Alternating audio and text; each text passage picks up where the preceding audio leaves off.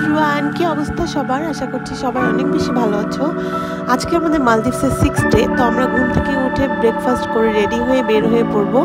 এখন আমরা যাব আজকে যে প্যাকেজটা নিয়েছি ফুলিদো আইল্যান্ডে ঘুরতে যাব। সেখানে স্টিংরের সাথে পিকচার তুলবো, তারপরে স্যান্ডব্যাংকে যাব, স্নোর্কেলিং করবো, সব কিছু এই ব্লগে থাকছে। তো এই ব্লগটা সবাই কিন্তু অনেক মনোযোগ দিয়ে দেখবা।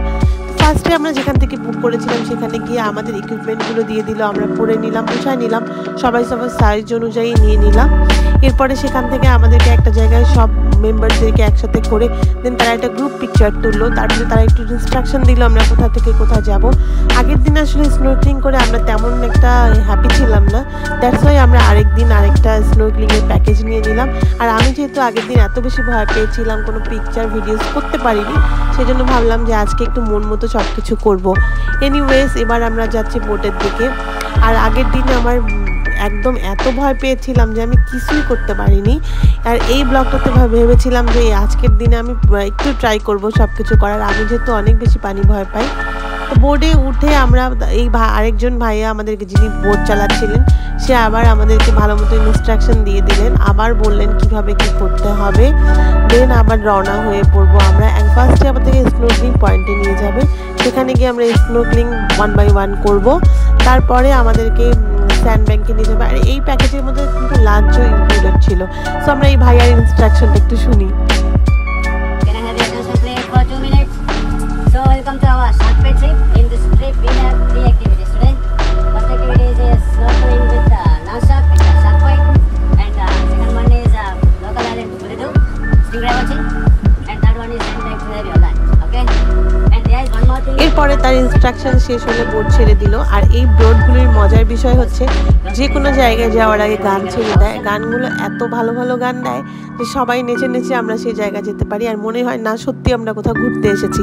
ওই ঘুম ঘুম ভাবটা না কেটে যায়। সবাই তো সকালবেলা ঘুম থেকে উঠে আসে, বাট ওই এটা থাকে না। আর এরপরে আমরা যে রোডটা দিয়ে যাচ্ছিলাম, এইটা হচ্ছে একটা প্রাইভেট আইল্যান্ডের পাশ দিয়ে যাচ্ছিলাম। ওয়াটার ভিলাসগুলি দেখছিলাম, এত ভালো লাগছিল। মনে হচ্ছে যে অনেক টাকা পয়সা নিয়ে আসলে আমরা প্রত্যেকটা ওয়াটার ভিলাসে থাকতে পারতাম, কতই না ভালো হতো, তাই না? তো যাই হোক, আলহামদুলিল্লাহ অনেক মজাই করেছিলাম। সো এটার জন্য আর কোনো আফসোস নাই। তো আমরা ফার্স্টে আমরা যেই পয়েন্ট থেকে স্নোর্কেলিং করব সেখানে চলে এসেছি। এখানে আসার পরে আবার আমাদের এই ভাইয়াটা আবার ইনস্ট্রাকশন দিচ্ছিল যে কে আগে নামবে। সো কাপল ওয়াইজ আমাদেরকে নামাচ্ছিল। আর এটার জন্য আমাদেরকে এখানে যে আমরা ড্রোন শ্যুট নিয়েছিলাম সেটার জন্য এক্সট্রা পে করতে হয়েছিল। সবাই এরকম কিছু কিছু মেম্বাররা নিচ্ছিল, আবার অনেকেই নিচ্ছিল না। আর সুইমিং যারা জানে না তাদেরকে বলেছে যে তাদেরকে একটু লাস্টেই নামাবে, যেমন আমি সুইমিং জানি না। সো আমার হাজব্যান্ড ফার্স্টে নেমে সে একটু স্নোর্কেলিং করে নিল, ওখানে গোপ্রো শ্যুট নিয়ে নিল। যেহেতু আমি এগুলি করতে পারবো না, জাস্ট আমি একটা ছোট শ্যুট করব বা পানিতে নামতে পারবো কিনা এই জন্যই ভয় পাচ্ছিলাম। তো আমার হাজব্যান্ড বলছিল যে এতগুলো টাকা দিয়ে যদি তুমি নামতে পারো তাহলে আমাদের পুরো টাকাটাই পুরো পানিতে পড়ে যাবে। সো আমাদেরকে তুমি একটু হলেও সাহস করে করো। তো আমি ফার্স্টে একটু সাহস নিয়ে ড্রেস পরে রেডি হচ্ছিলাম যে না আমি করব। বাট লাস্টে কি হয় সেটা দেখতেই পারবা। তো আমাদের ফার্স্টে 1 by 1 কাপল যাচ্ছিল, গিয়ে করছিল, স্নোর্কেলিং করছিল। এখানে এই মালদ্বীপসে কিন্তু কিছু রুলস আছে যে আপনার ড্রেস কোডও থাকে। তো আপনি এই পয়েন্টের মধ্যেই শুধু বিকিনি পরে নামতে পারবেন। তারপরে অন্যান্য জায়গায় কিন্তু কোনো আইল্যান্ডে কিন্তু আপনি বিকিনি পরতে পারবেন না, বিকজ এটা একটা মুসলিম কান্ট্রি। সো আমি রেডি হয়ে গেলাম, এবার আমার টার্ন।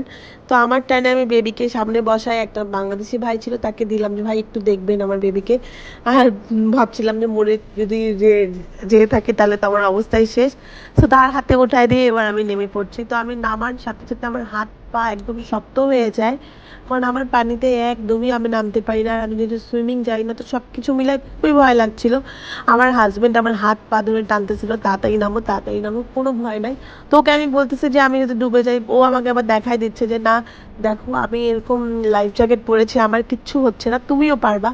বাট আমি কোনো কিছু বিশ্বাস করতেছিলাম না। আমি ভাবছিলাম ও আমাকে সাহস দেওয়ার জন্য মনে হয় করছে।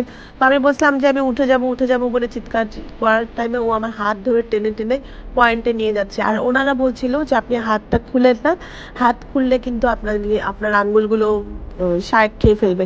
আর এক একটা শার্ক যখন নিচ দিয়ে যাচ্ছ গায়ের সাথে টাচ লাগছিল, আমার আরো বেশি ভয় লাগছিল, কারণ আমি শার্কগুলিকে খুব ভয় পাচ্ছিলাম। আর আমাকে যখন বলছে যে হাতটা বন্ধ করে, আরো ভয় পেয়ে যাচ্ছিলাম যে এবার মনে হয় আমার হাত খেয়ে ফেলবে। বাই দ্য ওয়ে, একটা লাস্টে একটা ছোট ভিডিও করতে পেরেছিলাম, একটা ড্রোন শ্যুট নিতে পেরেছিলাম, সেটা তোমাদের সাথে শেয়ার করছি। আর এই ব্লগে কিন্তু তোমরা এতটুকুই দেখতে পারবে, নেক্সট ব্লগে তোমাদের সাথে আমি আরও অনেক মজার মজার জিনিস শেয়ার করবো। সো এই ভিডিও দেখতে দেখতে আমার ব্লগটা শেষ করছি। Thank you so much.